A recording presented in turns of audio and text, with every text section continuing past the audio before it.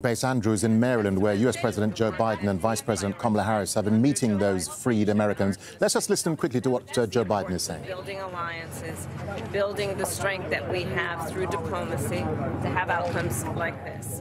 And there's so much at stake right now in our country and in this upcoming election, including and who has which so much at stake right now in our country and in this upcoming election, including. All right, well, as you can understand, it's probably slightly chaotic there with so many people meeting these freed Americans, including the President and Vice President. Let's cross to Heidi Zhou-Castro, who's been watching events unfold there. Heidi, so U.S. President Joe Biden was speaking there after meeting the freed Americans. Talk us through what's been happening, Heidi.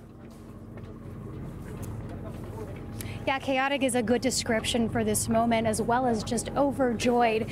We're seeing now the freed prisoners, the 3 Americans who touched down here about 10, 15 minutes ago, now accompanying the President, President Mr. Biden. How are you feeling? Mr. President Biden. Madam Vice President, how does it feel standing with the President in this moment? Thank you, Madam Vice President. And there we just saw President Joe Biden and Vice President Kamala Harris after hello, they Mr. Whelan. greeted the freed prisoners. A few words for Al Jazeera. How are you feeling? For Al Jazeera? How are you feeling about being freed? Oh, I'm ecstatic. Yeah, I'm a little tired right now, but it's a good day. I mean, 6 long years. Yeah, 5 months, 5 years, 7 months, 5 days. How did you get through it? I'm resilient. It's my Irish background. So, you have to be a little tenacious with these people, but it's, you do it day by day. Every day I sung the national anthems of my 4 countries, and I did it one step at a time. And what is your words to the negotiators, the Americans, and all the other allies who worked for months, for years, for this moment, for you to be home? Thank you very much. And any words for remaining American prisoners who are still detained in Russia and elsewhere? Just hang in there. We're coming for you.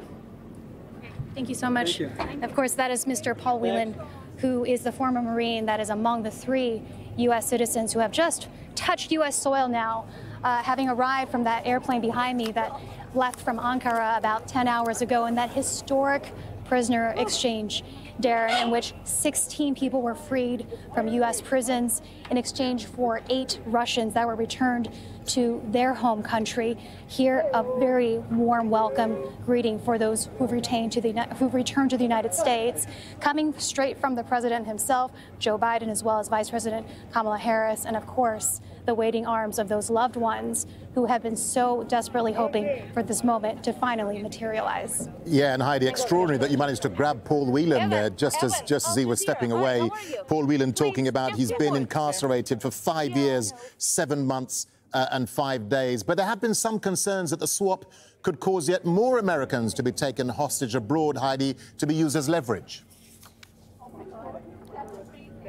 Yeah, certainly that was a critique that was fielded by the White House in their briefing with reporters earlier in the day, concerned that using U.S.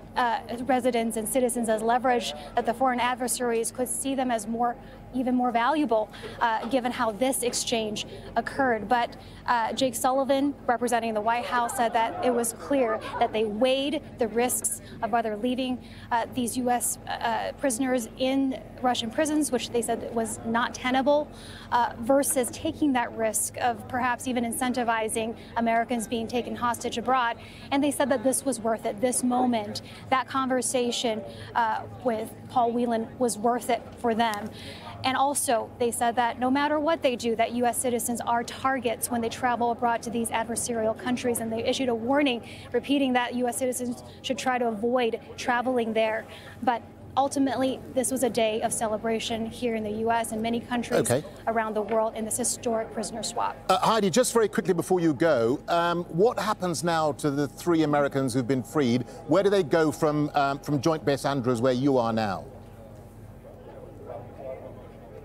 Yeah, my understanding is, of course, they would love to go home with their families tonight, but that can't happen because typically in these situations, Americans who have been freed from foreign detention will then be flown to another site in San Antonio that has a military medical site where they will be assessed, where they will be debriefed from the ordeal that they have overcome. Of course, they looked healthy. They looked great coming down there in high spirits.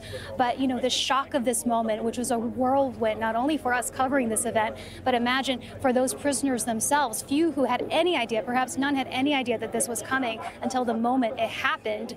That's a lot to try to recover from. And so they try to give these freed Americans time to come to terms with what they have been through and get a fully health and mental evaluations before they are then back to their lives in the U.S., which of course they are itching to do as soon as they can. All right, Heidi Zhou-Castro live for us there at Joint Base Andrews in Maryland, meeting those 3 freed Americans in that historic prisoner swap. Heidi Zhou-Castro.